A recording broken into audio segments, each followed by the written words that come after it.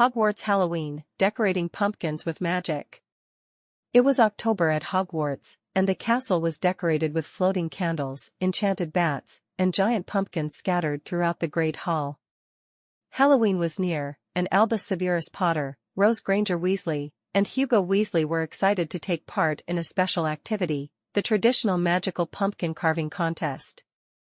That morning, the three friends gathered in greenhouse number 3, where Professor Longbottom, now the herbology master, was hosting the special class. "Welcome, students," said Professor Longbottom, smiling. "Today, we're going to learn how to carve and enchant Halloween pumpkins. This isn't just about making scary faces, but also about using magic to bring your creations to life. Safely, of course." He led them to a table full of pumpkins of all sizes and shapes. There were giant pumpkins, small ones, and even a few that seemed to glow faintly. "First, we need to carve the face," Longbottom explained. "But instead of knives, we'll be using simple transfiguration spells. I'll show you how." With a flick of his wand, Professor Longbottom pointed at a pumpkin and clearly said, "Diffindo." The pumpkin quickly gained triangular eyes and a wide, spooky mouth, all perfectly cut. "Now, I want all of you to try. Remember to be careful. You can personalize your pumpkins however you like." Albus, Rose, and Hugo grabbed their wands and chose their pumpkins. Albus, always adventurous, decided to try something different. "I want to do something unique," he murmured. "Maybe bat-shaped eyes." "Good luck with that, Albus," said Rose, smiling as she pointed her wand at her pumpkin. "Diffindo."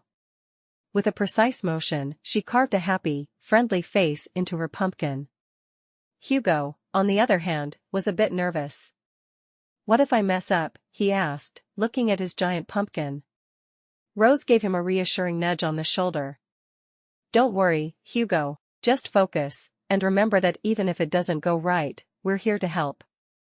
After a few tries, Hugo managed to carve his pumpkin with big round eyes and a crooked, but lovable smile.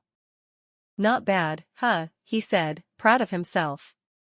Once everyone had finished carving, Professor Longbottom called the class's attention again. "Now, the next step is to enchant them. We'll use a simple animation spell to make the pumpkins glow and move a little. But remember, only gentle spells, or you might end up with a pumpkin running through the castle." He demonstrated by casting the spell. Lumos Abominus, and immediately, his pumpkin began to glow with a soft light and move its mouth as if it were speaking. Albus, always confident, was the first to try. With a dramatic wave of his wand, he cast the spell, and his pumpkin began to blink its bat-shaped eyes and move its mouth as if it were trying to roar.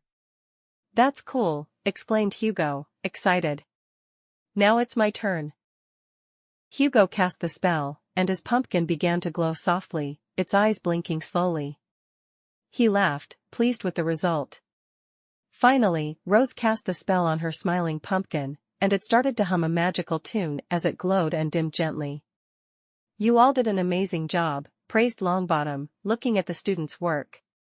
"These pumpkins are more than ready for the Halloween contest." As the class ended, Albus, Rose, and Hugo looked proudly at their creations. The enchanted pumpkins glowed and moved slightly, each with its own unique personality. As they left the greenhouse, the three could hardly contain their excitement. "I think we have a good chance of winning this contest," said Albus, confident.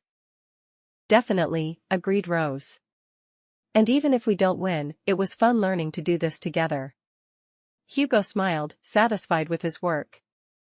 "I can't wait to see all these pumpkins lighting up the Great Hall on Halloween." And so, the three friends set off, ready to show off their magical creations at Hogwarts' big Halloween celebration.